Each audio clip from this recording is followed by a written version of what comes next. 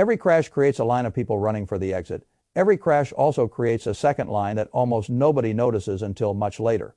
That second line is where the next fortunes are made. It is not the line of prophets. It is not the line of geniuses. It is not the line of men with crystal balls and television smiles.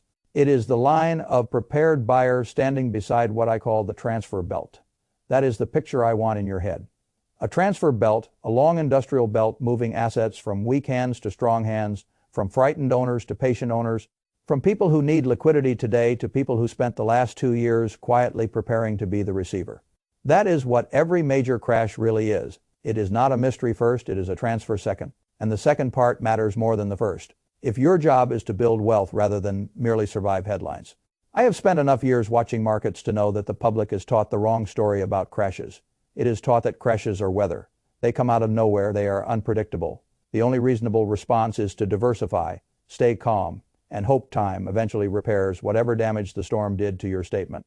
That advice is not entirely false. It is simply not the whole map.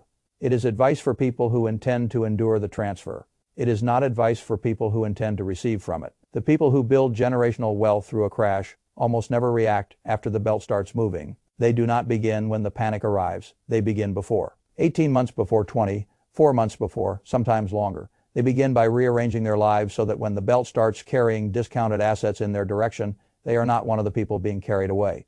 That is the first distinction. The public thinks a crash tests intelligence. It rarely does. A crash tests position, were you the seller or the receiver? That is the question. And if you want to know why the same families seem to come out of every great dislocation with more ownership, more income, more control, and a wider future, while the middle class comes out with stories, stress, and a little less room than before, it comes back to the transfer belt. The wealthiest people I have ever observed do not worship prediction. They worship placement. They want to be standing at the correct point on the belt when forced selling begins. They do not need to know the exact day the market breaks. They need to know what they want in their hands when it does. That is why I want to walk you through the 5 things that matter most in this cycle, not as a list, as a machine, because the list only becomes powerful when you understand the machine underneath it. The machine has 5 stations. The first station gives you purchasing power when others lose theirs. The second gives you a legal claim on broken companies without paying equity prices. The third gives you ownership of biological necessity. The fourth gives you scarcity that cannot be printed or manufactured on command. The fifth gives you boring little monopolies that keep collecting cash while the world reorganizes around them. Those 5 stations, taken together, are the transfer belt strategy. Now, before we go any farther, I want to clear away one lie. The lie is that cash is dead weight before a crash. That sentence has ruined a great many perfectly intelligent people. They say cash earns too little. They say idle liquidity is lazy. They say staying fully invested is courageous. I do not care for slogans dressed as wisdom. Cash is not there to impress anyone during the last phase of the boom. Cash is there so you can buy from the people who mocked cash when they were still floating. That is the entire difference. The first station on the transfer belt is what I call the purchase key. The purchase key is short duration liquidity, treasury bills, true cash equivalents, not heroic yield chasing in disguise. This is the instrument that wealthy people quietly pile up long before the public senses trouble, because it is the one asset that turns into every other asset at the exact moment those other assets are being marked down by fear. That is why I have always preferred to think of cash as permission, not as return. If you hold $10 million in short government paper while everybody else is applauding rising multiples and celebrating their own bravery, you may look unimaginative for a while. Then the market drops in half. The bold men become sellers. The old man with the dull paper becomes the only man in the room who can name terms. That is not timidity. That is power. This is one of the great secrets that ordinary investors are discouraged from fully absorbing. The line you hear over and over is that time in the market beats timing the market. That sentence is useful for people who cannot or will not run an adaptive balance sheet. It is not how the largest fortunes behave before known periods of stress. Large capital does not think in slogans. Large capital thinks in optionality if it suspects that extraordinary businesses, real assets, and even entire sectors may soon be sold at irrational discounts. It does not insist on squeezing every last point of return from the final stretch of the boom. It first secures the purchase key. The purchase key is not exciting because excitement is the enemy in this phase. A key is not supposed to be exciting. It is supposed to open doors. This is why I laugh when people say ultra-wealthy investors are overly conservative late in the cycle. They mistake stillness for fear. It is usually preparation. A man who raises liquidity before a crash is not stepping away from opportunity. He is walking toward a better version of it. Think about the arithmetic. If your capital is sitting in safe short paper while the market falls 40% or 50%, you are not merely avoiding loss. You are improving your bargaining position against every seller who suddenly needs the very thing you already have. That is what cash is in a crisis. It is not a yield instrument, it is a bargaining instrument. Most people never learn that because they only study return while the system is calm. They do not study conversion. Conversion is what matters in a crash, what converts cleanly into everything else. The answer is the purchase key. Now, the second station is darker and more elegant. I call it the control claim. This is where the public is least educated and where wealth transfer becomes most literal. The public thinks of a company in distress and imagines a dying stock chart. It imagines fear, scandal, layoffs, bad headlines, bankruptcy, and then zero. That is the retail understanding. The sophisticated understanding begins elsewhere, not with the stock, with the paper sitting above the stock debt. When a company approaches failure, its bonds and loans begin trading at prices that imply disaster. The ordinary investor sees that and says the company is dead. The professional in distressed credit says something far more interesting. He says the company may be dead for the old shareholders. That is not the same thing as dead. This is why I call it the control claim. The debt of a distressed company is not merely a wounded security. It is often a hidden ticket to ownership. In a restructuring, equity is usually wiped away. Creditors rise in priority. New equity is frequently distributed to those holding the right part of the debt stack. That means the buyer who purchased the company's obligations at 20 cents or 15 cents on the dollar was never trying to guess whether the stock would bounce. He was trying to take control cheaply. That is a much colder, more accurate way to think. The public buys stories, the wealthy buy claims. That difference explains more than 100 hours of market television ever will. A bondholder in distress court is not a gambler. He is a man standing in the legal line ahead of the old owner. That line matters because crises do not merely destroy price, they reorder rights. This is the hidden architecture of modern wealth transfer.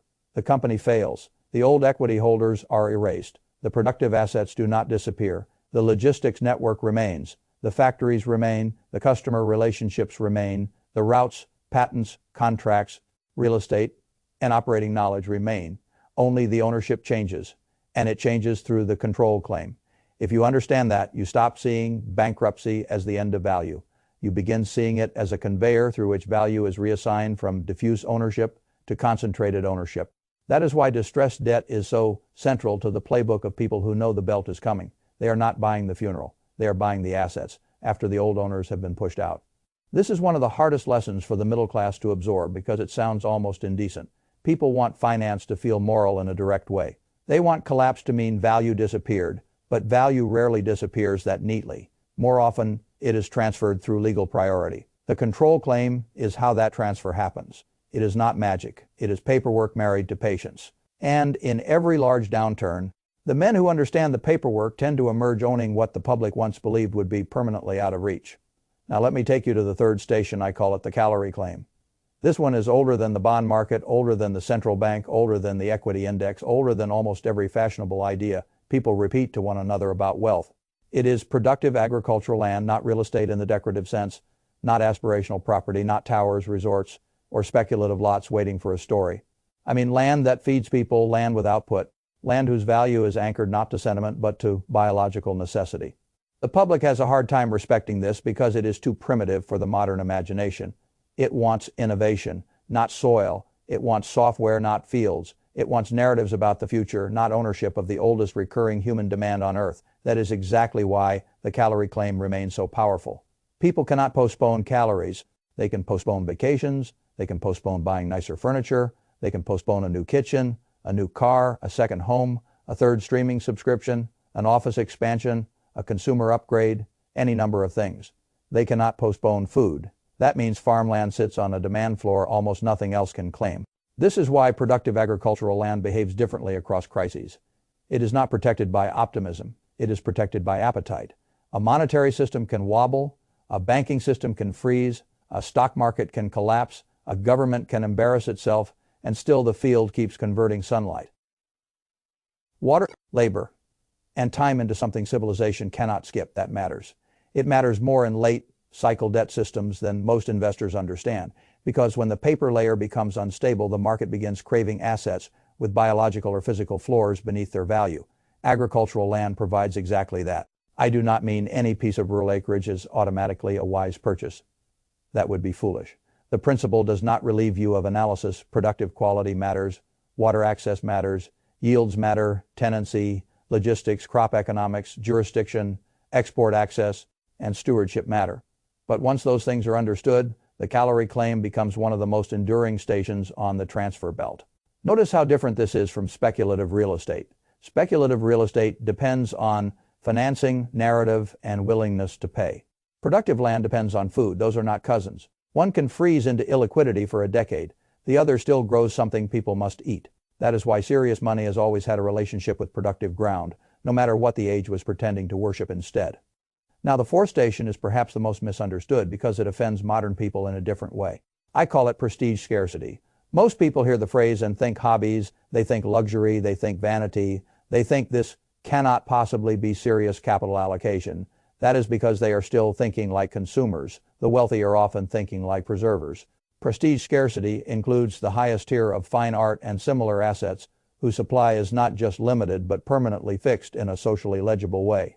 The artist is gone, the work is institutionally known, the buyer base is global, the item cannot be manufactured in response to demand. That is the point. The ordinary person sees beauty and calls it taste. The allocator sees finite supply floating above a monetary system that can multiply currency units on command. That is a much more interesting lens. When central banks debase money, when governments run deficits, they cannot honestly finance. When the wealthy begin worrying about how to store purchasing power outside the most obvious paper channels, they do not always rush toward what the public expects. They often prefer assets that are finite, transportable in a certain cultural sense, and privately transacted in ways the public barely notices. This is why so much important movement in prestige scarcity happens outside the public auction room. Private treaty sales, relationship markets, negotiated transfers.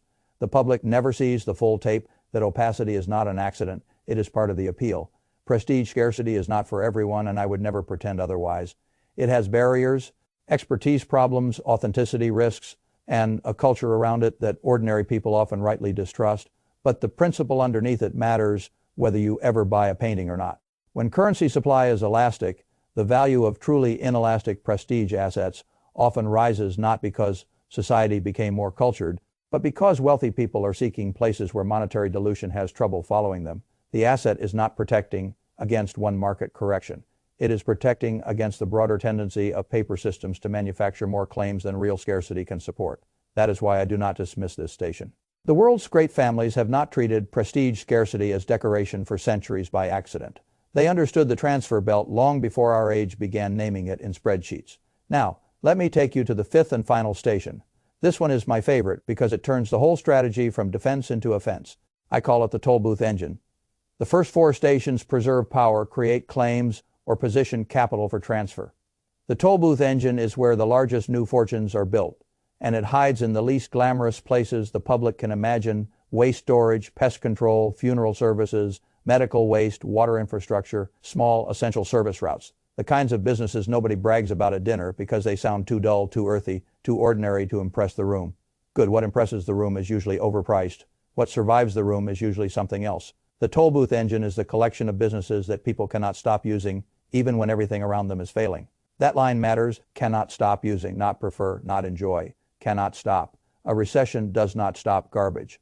A collapse does not stop death. A downsize does not eliminate the need for storage. Infestation does not wait for GDP recovery. People still need the service, and because they still need the service, the owner of the route, the contract, the local monopoly, the regulated channel, the hidden little necessity keeps getting paid.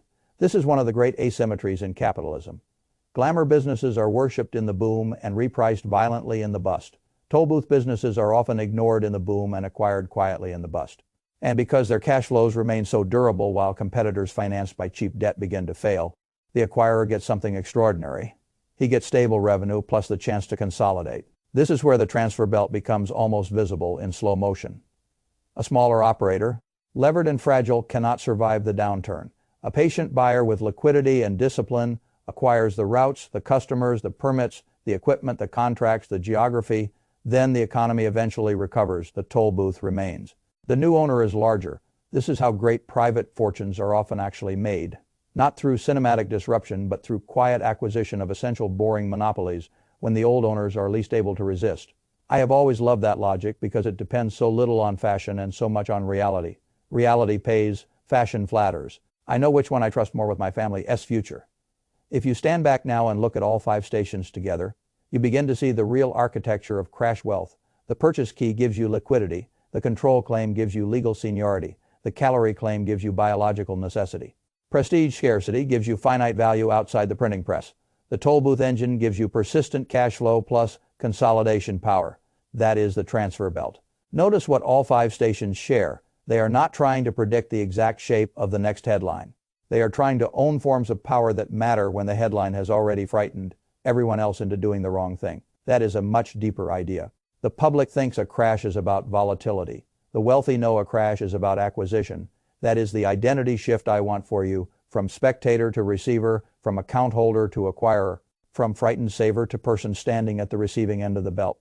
That is the only way to make sense of why the same classes of assets and behaviors recur before every major downturn. It is not coincidence. It is function. Now, let me say something important because I do not want you to romanticize this. You cannot perfectly replicate every station. Some are not directly accessible. Some require scale, networks, minimums, legal structures, or competence most people do not yet have. Find that does not reduce the value of the framework. The framework is the treasure. You do not need to own a private art desk to understand the principle of finite prestige scarcity. You do not need to run a billion-dollar distressed fund to understand why claims above equity matter in a crash. You do not need to buy 10,000 acres to understand why productive real assets tied to basic human demand behave differently than speculative assets tied to mood. And you certainly do not need to be Warren Buffett to understand that liquid short paper before a crash is not cowardice, it is preparation. This is why I believe the greatest damage done by mainstream financial culture is not that it lies in a blatant way. It lies by omission. It omits the simple fact that crashes are not random acts of God for everyone. For a certain class of prepared capital, they are shopping seasons. That sentence makes people uncomfortable. Good, much of the truth in finance begins by offending the moral imagination before it educates the practical one. Crashes are shopping seasons for those holding the right tools. That does not make them good. It makes them useful to the prepared, and if you do not prepare, you will not stand in the receiving line. You will stand on the belt with everyone else, watching the assets you thought would protect your future move toward people who understood the machinery better than you did. That is the real risk. Not missing a little upside late in the boom. Missing your place on the transfer belt entirely. Now, let me tell you the final truth. The public is taught that diversification is the only shield. Again, that is not false. It is incomplete. A shield protects. The transfer belt rewards. The first keeps you from being destroyed. The second positions you to gain from the destruction you did not cause, but did understand. That is a very different ambition. And I think it is the ambition that separates ordinary financial survival from generational wealth. So here's the question I want to leave you with. If the shadow of the next crash is already in the room, if the purchase key is being assembled quietly, if the control claims are beginning to interest the specialists again, if productive land keeps attracting serious money, if prestige scarcity is changing hands privately, if tollbooth businesses are starting to look more valuable as flashy narratives get overloved, then where exactly do you want to be standing when the belt starts moving? That is not a rhetorical question. That is the whole question. Because every crash will ask it, and every prepared person answers before the public hears the music change.